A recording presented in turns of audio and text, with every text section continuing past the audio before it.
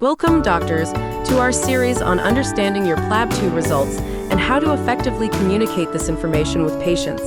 PLAB-2 results are a critical milestone in your journey to practicing medicine in the UK. They offer both quantitative and qualitative feedback, helping you understand where your strengths lie and what areas need improvement. In this presentation, we'll break down how to interpret your results and use this understanding to communicate effectively with your patients. Let's get started. Your PLAB-2 results include quantitative feedback, which offers a numerical assessment of your performance across three major domains. These domains are data gathering, technical and assessment skills, clinical management skills, and interpersonal skills.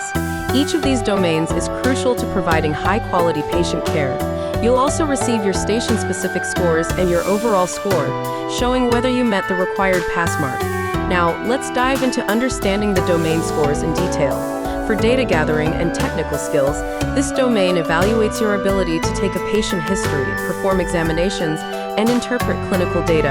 As an example, you might say to a patient, "I'll assess your symptoms and run some tests to find out what's going on." For clinical management skills, you're being assessed on how well you develop and execute treatment plans. To communicate this with patients, try saying, "I'll work with you to create a treatment plan tailored to your needs." Lastly, interpersonal skills focus on your empathy, rapport building, and communication. A helpful phrase to use with patients here would be, "Please feel free to share any concerns or questions you have."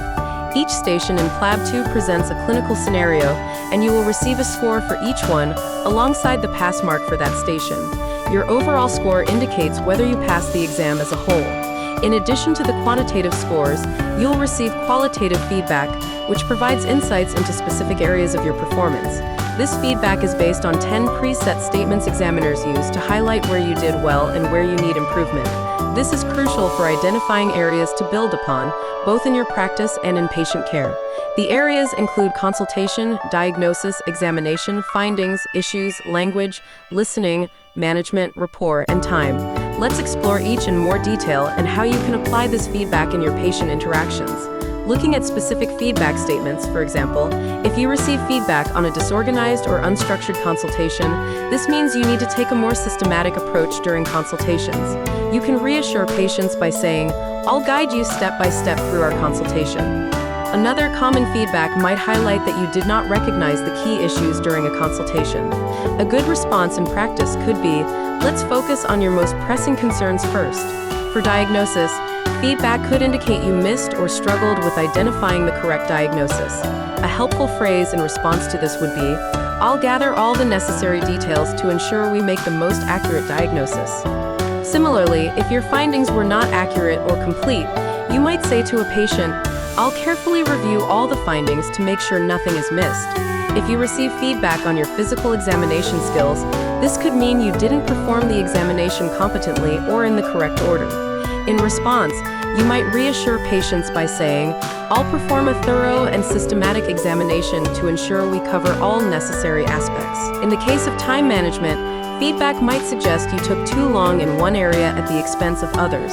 You can improve patient confidence by stating, "I'll ensure we address everything efficiently while focusing on what's most important." Language and communication are critical in every consultation. If feedback indicates that your language was too technical or unclear, you might say, "Let me explain that in simpler terms to ensure everything is clear." It's essential to always tailor your communication to the patient's understanding. Listening skills are another key area. If your feedback highlights poor active listening, it's crucial to assure the patient by saying, "I'm listening carefully to everything you're saying and will address all your concerns." Remember, engaging fully with the patient's responses builds trust and rapport.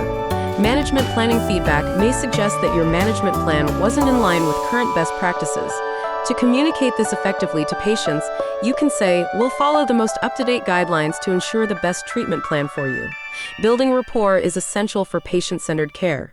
If feedback indicates that you didn't establish a good rapport, focus on reassuring the patient with a phrase like, "I'm here to listen and support you. Feel free to express any concerns." Finally, issues with identifying the key problem in the consultation can arise. If this feedback is given, ensure you focus the consultation by saying, "Let's prioritize what matters most to you today." PLAB 2 stations are evaluated based on the 3 key domains, and the exam uses a method called borderline regression scoring to determine the pass mark for each station. Examiners won't know the pass mark during their assessment. To pass PLAB 2, you must meet the total required score and pass at least 10 of the 16 stations. This ensures your competence across a range of scenarios. Improvement is an ongoing process. Based on feedback, focus on the domains where you need the most practice and consider seeking guidance from mentors or joining study groups. In conclusion, your PLAB 2 results offer valuable insights into your professional development. Feedback is an opportunity for growth, and clear communication builds patient trust. As you continue on your journey, remember that improvement is key to becoming an excellent healthcare provider. Please like and subscribe to TuringMedSchool. Good luck with your preparation.